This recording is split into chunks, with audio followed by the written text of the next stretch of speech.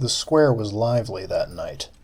Crowds of people moved over the pavers in small knots, gossiping and laughing.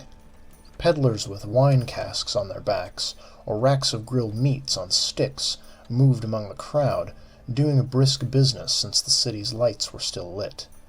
No one stepped over the line of the circle in the center of the square, though. Blood still glistened on those stones, a slick, dark testament to the differences that had already been settled that night. Two figures stepped into the circle from the northern end. They were a study in contrasts. One was broad-shouldered and tall, his thick nose scarred from being broken many times, and his long hair was unkempt and knotted. The other figure was shorter and slender, with an amused sneer on his face.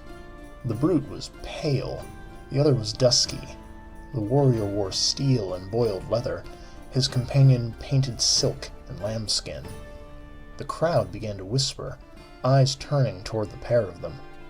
Because Oleg the Grinder had never lost a challenge laid down in the square, and given how easily his master Varian Kadric took offense, it was rare that a week passed that the muscle-bound enforcer didn't settle at least one affair in the dueling ring.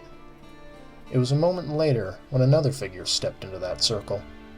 He was tall and slender, dressed in a sweat-stained tunic and worn-down boots. His skin was burned a nut brown by the sun, and though he wasn't large, he seemed strong enough.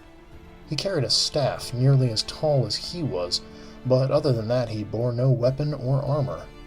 He leaned on the staff with both hands, regarding the other two across the circle. "I call a challenge," Varian said, his pouty lips curled into a cruel smile. "Are you sure that's what you want?" the young man in the handmade woolens asked. "I apologized for what happened."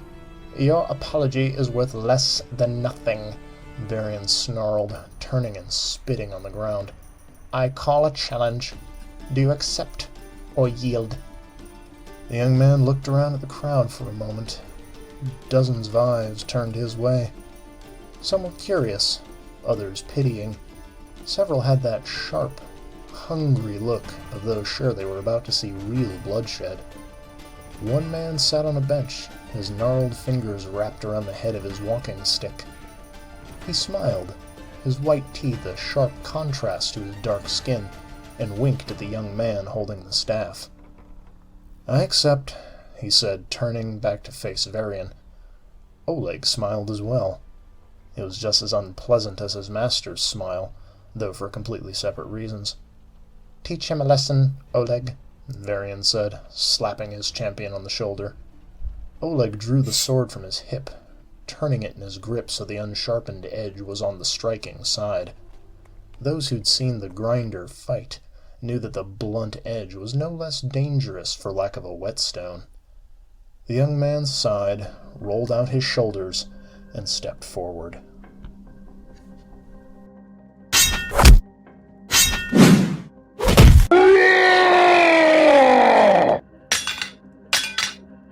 Oleg bellowed as bones cracked. Steel clattered as it fell to the paving stones, and the huge man's roar was cut off suddenly as the butt end of the staff slammed into his jaw and spun his head to the side.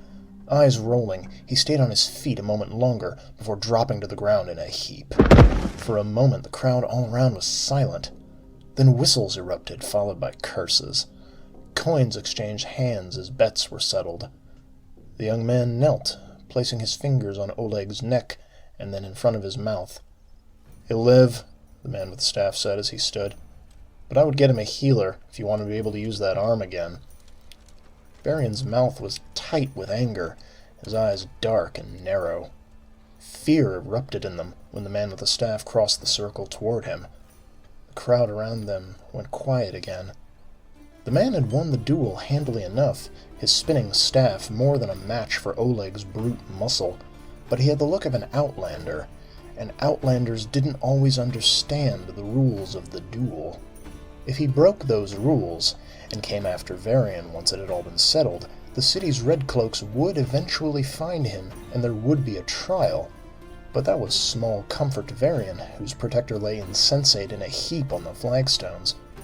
"See here now," Varian said, taking an involuntary step back. His voice had risen to a shrill pitch that he tried unsuccessfully to swallow. You won! I commend you. Now, if you'll excuse me... The man put a hand on Varian's shoulder, and Varian's voice died. The young man leaned down and held his gaze. He waited a beat, ensuring that he had Varian's undivided attention.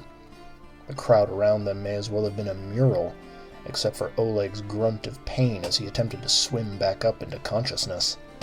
All I wanted was directions, the man said. Where is the House of Black Banners? Murmurs rose at that, as excited onlookers began to speculate. The man paid them no mind, his gaze steady on Varian. For his part, Varian may have looked less stunned if he had been struck. He gestured vaguely behind himself.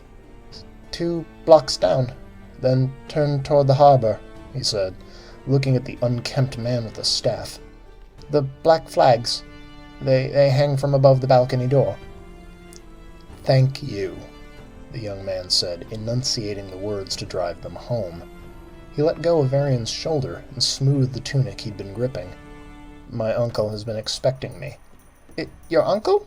Varian asked as the man brushed past him, walking toward the chapter house of one of the city's more dangerous companies of freelancers. Come by upon the morrow if you wish, the young man called over his shoulder, his voice as friendly as could be. If you're willing to step into the ring yourself, I'm sure he'd be happy to teach you to fight your own battles. I doubt you'll be as pretty as Oleg by the time the lessons are done, though.